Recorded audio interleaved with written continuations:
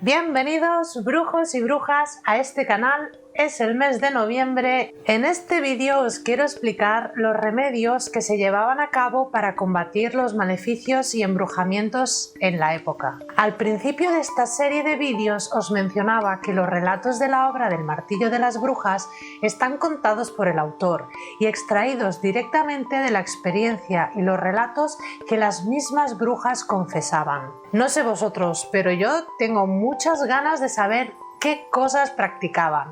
Pues en este vídeo os los voy a explicar. Según el autor, los remedios que llevaban a cabo la Iglesia contra los ataques de las brujas eran principalmente las palabras sagradas y la aspersión del agua bendita. Esta práctica también es llamada exorcismo. Era llevada a cabo tanto en hombres como en animales embrujados y por lo visto eran muy eficaces. Un ritual interesante que es descrito es el cirio bendito usado en los lugares deshabitados y a menudo añadían hierbas benditas y quemadas en un rincón oculto de la habitación. Para poder liberar el maleficio a la persona había varios tipos de remedios y vamos a añadir a estos los siguientes que se mencionan. Se podía emplear algunas hierbas o algunas piedras benditas y concretamente existía o existe una planta llamada demonífuga que es de especial atención para el uso del exorcismo. Si vosotros la conocéis, dejádmelo en comentarios. Es cierto que para liberar del maleficio lo hacía un sacerdote exorcista, pero en algunos casos también lo hacían mujeres y hombres dotados de este poder, mediante oraciones y devociones diarias. A estas personas se los denominaba encantadores autorizados. La primera condición que se debía considerar era que no hubiera una expresa invocación al demonio, ni contuviese ningún nombre desconocido. Uno de los remedios descritos contra los pedriscos y tormentas, además del remedio de la señal de la cruz levantada en medio del campo, era otro remedio que también se practicaba. Se arrojaba en el fuego 3 granizos de una tormenta con una invocación y se añadían unas palabras. Si la tempestad era causada por un maleficio, cesaría inmediatamente. Pero para aclarar de qué tipo de obra estamos tratando, Kramer es diligente y aplica los remedios como inquisidor, siendo la razón finalmente por la que en la tercera parte de esta obra trata del exterminio de las brujas, como último remedio contra ellas. Bajo el precepto de la Iglesia, no dejarás con vida a la bruja. Y ahora os voy a relatar una historia que nos describe el autor y que ocurrió así en la ciudad de Espira, el año mismo que este libro comenzó, que una piadosa mujer tuvo unas palabras con otra sospechosa de brujería. Pero la noche siguiente, en el momento en que iba a depositar sobre su cuna al niño que amamantaba, recordó lo que le había ocurrido durante el día con la bruja. Entonces, temiendo por su hijo, puso bajo él hierbas bendecidas, le asperjó con agua santa, le puso un poco de sal bendita en la boca, le signó con la señal de la cruz y ató con diligencia la cuna. Pero hacia la mitad de la noche oyó al niño llorar. Como se hace de costumbre, quiso abrazar al niño y para ello colocó la cuna más arriba, más cerca de su propio lecho. Efectivamente, trasladó la cuna, pero no pudo abrazar al niño porque ya no estaba allí. La pobre mujer, llorando y toda temblorosa, se levantó temiendo ya la pérdida de su hijo. Encendió la lámpara y encontró al niño en un rincón bajo un arco, gimiendo pero indemne. Voy a citar los actos relatados en la obra que menciona el autor de la forma que pactan las brujas con el demonio. La forma del juramento sacrílego para el pacto expreso de la fidelidad al demonio variaba en función de la diversidad de las prácticas a las que se entregaban las brujas. Existían 2 especies de brujas, las que herían pero no podían curar y las que curaban y herían al mismo tiempo. Son estas las que, yendo contra la naturaleza del hombre y su inclinación, e incluso la de los animales, tenían como hábito despedazar y devorar a los niños de su propia especie. Era esta la especie de brujería más importante. Ellas eran las que realizaban innumerable cantidad de males. Ellas eran las que levantaban tempestades en medio de relámpagos y truenos. Ellas eran las que provocaban la esterilidad en los hombres y bestias. Eran capaces de enloquecer a los caballos incluso bajo sus jinetes. Podían trasladarse de un lugar a otro a través de los aires en el cuerpo o en el espíritu. Eran capaces de cambiar el ánimo de los jueces de manera que no podían hacerles daño. En las torturas podían dotarse a sí mismas y a otras del don de la taciturnidad, provocar un enorme temblor en las manos y en los ánimos de los que las venían a prender. Revelaban a los demás acontecimientos futuros y cosas ocultas, aquellos que podían tener una causa natural y que el demonio podía conocer. Podían ver cosas ausentes como si tales se desarrollasen presentes, cambiar los corazones de los hombres hacia un amor o un odio desordenados, destruir en ocasiones por el rayo aquello que ellas desean.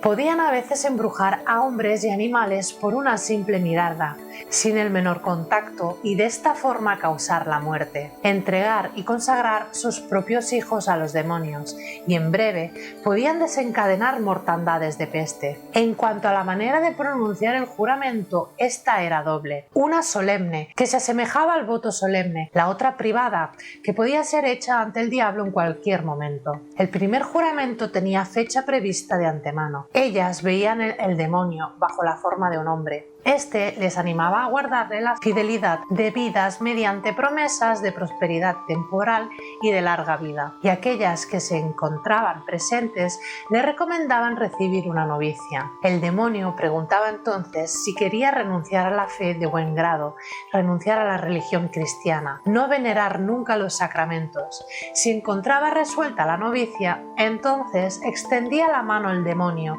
La novicia hacía lo mismo por su parte y prometía con la mano levantada guardar pacto. Pero cuando esto había terminado, el demonio añadía que ello no era suficiente. La novicia inquiría entonces acerca de lo que todavía restaba y el demonio reclamaba el homenaje, que ella se entregara a él en cuerpo y alma para siempre y ejerciera cuanto podía su poder. Añadía que ésta debía fabricar una serie de ungüentos por medio de la carne y la sangre de niños. Con todo ello podría hacer cuanto se le antojara, contando siempre con su asistencia. En cuanto a la manera de hacer la iniciación, se cita que las brujas iban a una cierta asamblea y que aparecía ante su llamada un demonio que adoptaba la forma de un hombre, al cual debía el discípulo prestar juramento, de forma necesaria, de renegar de la religión, de no adorar nunca la Eucaristía y de pisar una cruz en secreto siempre que pudiera. Cuando se rendía homenaje al demonio, unas veces se encontraba presente y otras no. Él actuaba con habilidad de acuerdo con la disposición del futuro discípulo, porque consideraba que el novicio retrocedería ante su presencia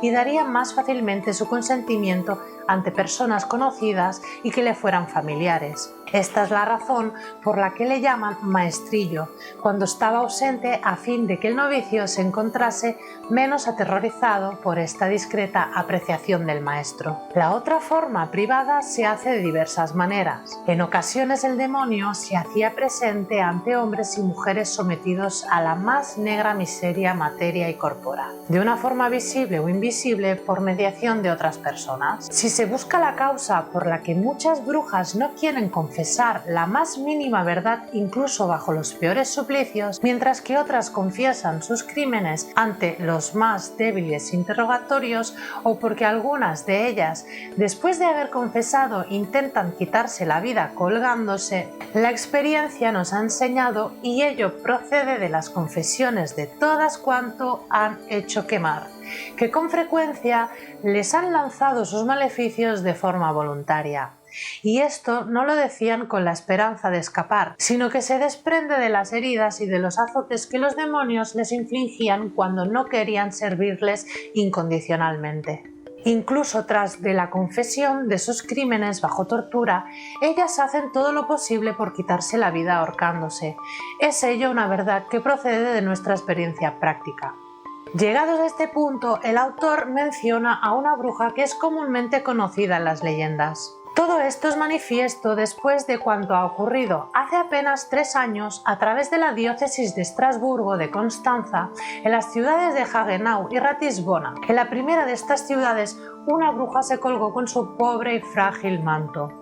Otra, llamada Walpurgis, era muy conocida por su sorprendente maleficio de taciturnidad. Enseñaba a otras mujeres cómo debían obtener ese poder de silencio. El transporte de un lugar a otro se encuentra entre las principales acciones de la bruja. Algunas mujeres dicen que van por la noche con Diana, diosa de los paganos, o Herodíade, y una multitud enorme de mujeres, cabalgando sobre ciertas bestias, recorriendo largos espacios en el silencio de la noche y obedeciendo a esta diosa como su dueña. Cuenta la leyenda que el modo de transporte resultaba ser que las brujas, por instrucción del diablo, fabricaban un ungüento con el cuerpo de los niños. Ungían con este ungüento una silla o un trozo de madera. Tan pronto como lo hacen, se elevan por los aires, tanto de noche como de día, visible o invisiblemente, según su voluntad, porque el diablo podía ocultar un cuerpo interponiendo otro objeto.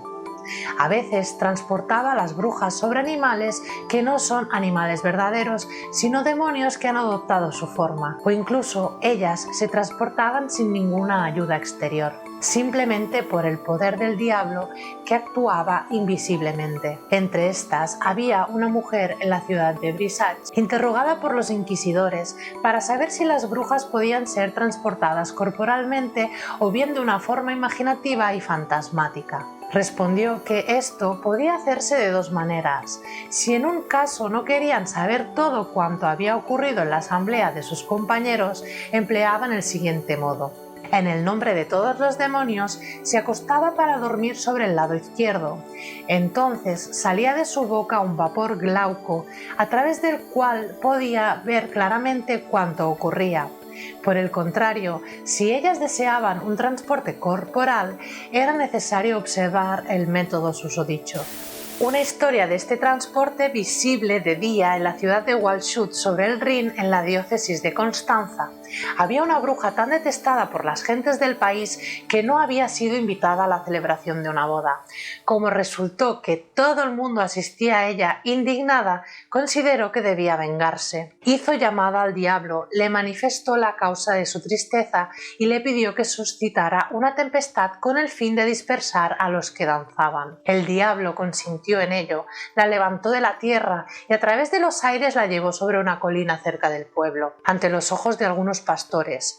Allí no tenía agua para verterla en un agujero, que es el método que ellas utilizan para levantar tempestades. Entonces vertió orines en su lugar de agua en el agujero que había cavado con sus propias manos. Después la removió con el dedo en presencia del diablo, según su costumbre. Inmediatamente el demonio, lanzando este líquido al aire, desencadenó una tempestad violenta de pedrisco que cayó únicamente sobre los danzantes y sobre aquella región. Se dispersaron todos y, discutiendo entre ellos la causa de tal tempestad, vieron poco después, al retornar a la ciudad, a la bruja. Esto agravó sus sospechas, pero cuando los pastores contaron lo que habían visto, las sospechas se hicieron más violentas. Se detuvo a la bruja y ella confesó que había hecho todo esto por no haber sido invitada. Por este y otros numerosos maleficios que había cometido, fue quemada. Y hasta aquí el vídeo de hoy. Como veis, estos son algunos de los remedios que se llevaban a cabo en la época para combatir el maleficio de las brujas. Espero que os haya gustado el vídeo, nos vemos en el próximo. Os continuaré hablando sobre el martillo de las brujas porque aún hay más relatos que explicar. Hasta el próximo vídeo.